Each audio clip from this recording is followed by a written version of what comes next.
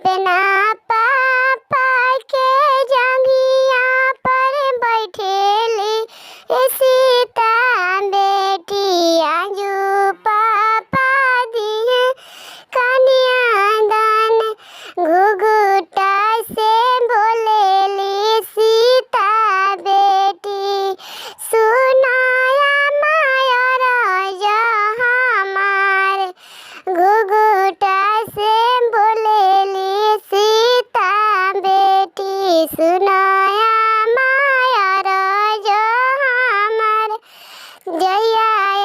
माया चारा से तो पी के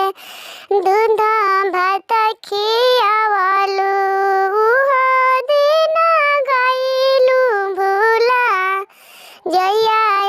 माया चारा से तो पी के दूध भात खियावलू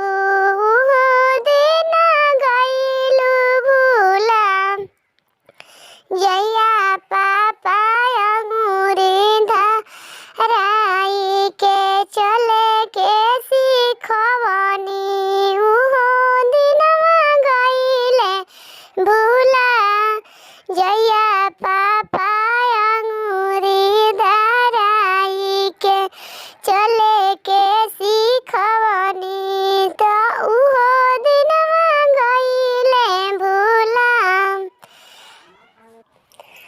जब बेटी रहलू बच्चा पनामा शोभे दुआरा हमार एतना वचन जब सुनेनी बेटी के पापा अखिया झारा जरीलोर जब बेटी रहलू तू बच्चा पनावा शोभे दुआरा हमारा नुहे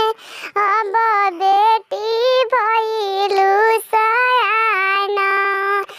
अब शोभे सुंदर बर के साथ जब